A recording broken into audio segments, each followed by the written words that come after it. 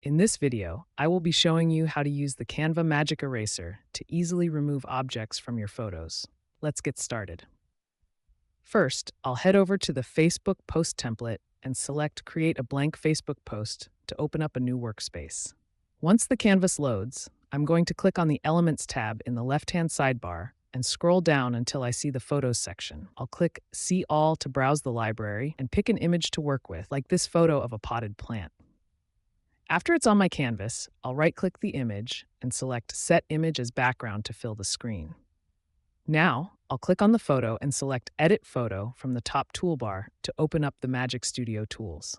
I'll click on Magic Eraser, and for this tutorial, I'm going to use the Click Selection tool.